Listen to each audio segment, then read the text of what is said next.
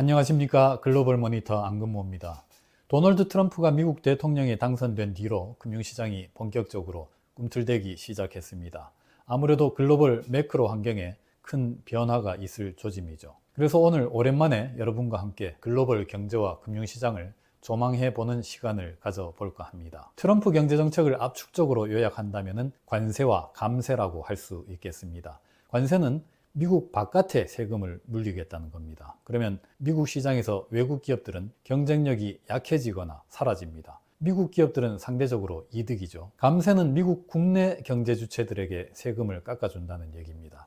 그래서 미국의 경제 주체들은 감세와 관세 두 가지로부터 이중의 혜택을 누립니다. 미국 바깥 경제는 경쟁력에 있어서 이중으로 타격을 받습니다. 그래서 달러는 더 강해지고 미국 바깥 통화는 더 약해지고 있습니다. 트럼프 경제정책은 아주 이기적입니다. 미국이 전 세계에서 가장 큰 소비시장이라서 가장 큰 폭으로 성장하는 소비시장이기 때문에 가능한 일입니다. 그렇게 해서 미국 경제의 성장을 최우선시 하겠다고 합니다. 그래서 인플레이션은 상승 압력을 받습니다. 자연히 금리도 상승 압력을 받습니다. 감세로 인해서 재정 적자가 더 늘어날 것으로 예상되니까 역시 금리가 상승 압력을 받습니다. 적자를 메꾸기 위해서 국채를 더 발행하려면 이자를 많이 주겠다고 투자자들을 설득해야 합니다. 여기까지는 이제껏 잘 알려진 기본적인 가정들입니다. 실제로 앞으로 어떻게 전개될 것인지는 지켜봐야 합니다. 정책이라는 것은 마음먹은 대로 일사천리로 해치울 수 있는 것은 아닙니다. 도전과 응전이 만들어내는 환경의 변화에 따라서 정책의 경로가 달라지게 됩니다. 그럼 먼저 트럼프 관세 정책을 우리가 앞으로 어떻게 점검할 것인지 체크 포인트를 한번 말씀드려 보겠습니다. 첫 번째, 트럼프 행정부가 관세라는 정책 수단을 어떤 목적으로 사용하는지를 잘 살펴볼 필요가 있겠습니다. 관세는 기본적으로 수입품에 불이익을 주는 무역 장벽입니다. 자국 내 산업을 육성하고 보호하는 수단이죠. 만약 트럼프 관세가 여기에 주된 목적을 두고 있다면, 그래서 그 정책이 성공적이라면 미국 내 인플레이션 압력은 상당히 높아질 수 있습니다. 그동안 수입해서 쓰던 것을 미국 국내에서 생산하겠다는 것인데, 그렇게 대체하는 데에는 시간이 걸리고 그 과정에서 해당 상품의 가격은 오를 수밖에 없겠습니다. 그러면 관련 상품 소비는 줄어들 것이고 그 수입품 유통 과정에 있는 생산과 고용도 감소할 것입니다. 스태그플레이션적인 영향을 미칠 수가 있겠죠. 그런데 트럼프는 관세가 만병통치약이라는 식으로 말해 왔습니다. 미국이 대외적으로 관철시키고자 하는 모든 사안들을 관세 위협 하나로 다 해결할 수 있다고 트럼프는 주장합니다. 아주 틀린 얘기는 아닐 겁니다. 미국 시장은 워낙 크고 중요하기 때문에 잃을 수가 없습니다. 다른 걸 좀 양보해서라도 미국에 계속 수출을 해야 하는 나라들이 많습니다. 이렇게 전개된다면 트럼프 관세는 글로벌 매크로 경제에 그렇게 중대한 영향을 미치지는 않을 듯합니다. 원하는 것을 받아낸 뒤에는 트럼프가 관세를 철회해 줄 테니까요. 물론 그 협상 과정에서 불확실성이 커지고 그래서 불안정한 매크로 환경이 한동안 어느 정도는 불가피하게 있을 것 같습니다. 트럼프 관세 정책에 있어서 또 하나의 체크 포인트는 미국 바깥의 대응입니다. 도전이 있으면 응전이 있는 거니까 미국 바깥에서도 뭔가 대응책이 나오겠죠. 특히 중국을 주목할 필요가 있겠습니다. 트럼프는 그동안 중국에 대해서는 60% 훨씬 더 공격적인 관세를 물리겠다고 공언해 왔습니다. 이렇게 전략적인 타깃이 된 중국으로서는 역시 뭔가 전략적인 대응을 하지 않을 수가 없습니다. 이미 경제가 상당히 위축되어 있는 상황이라서 관세 공격까지 받으면 충격이 더 클 수 있습니다. 대미 수출 수요가 굉장히 크게 줄어서 그냥 가만히 있으면 GDP가 대폭 감소하게 됩니다.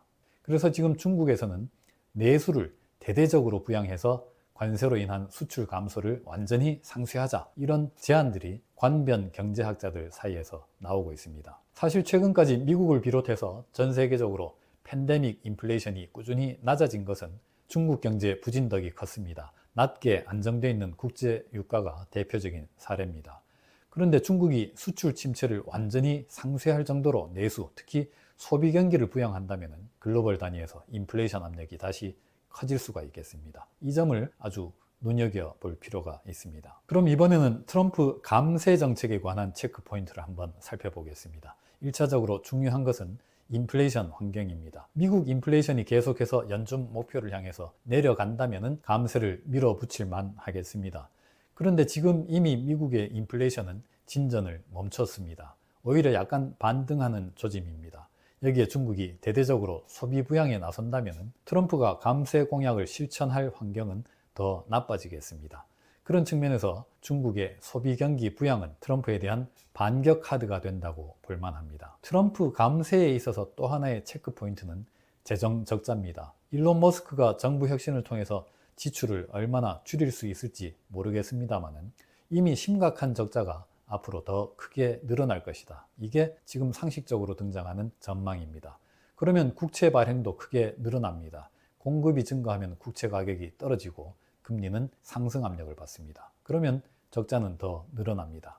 여기에 인플레이션 압력까지 높아진다면 금리는 더 오를 위험이 생깁니다. 트럼프 경제팀에서 이런 리스크들을 모를 리가 없겠죠. 그래서 어떤 식으로든 금리를 안정시킬 대책을 만들어 낼 것 같습니다. 규제를 완화해서 은행들이 미국 국채를 더 많이 사도록 한다든지 그런 정부가 힘으로 할 수 있는 수단들이 좀 있을 듯 합니다. 트럼프 경제팀이 얼마나 유기적으로 잘 돌아가는지도 중요한 체크 포인트입니다.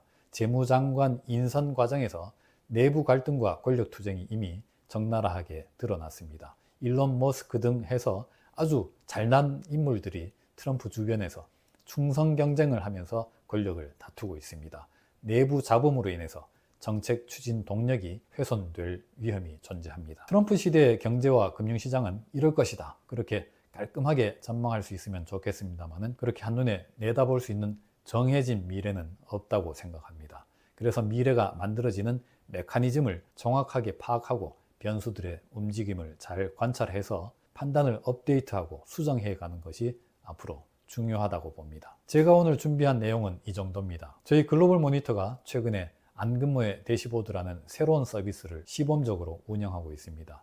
금융시장을 좌우하는 핵심적인 데이터들의 변동 양상을 다양한 그래프를 통해서 매일 한눈에 보실 수 있습니다. 많은 성원 부탁드립니다. 감사합니다.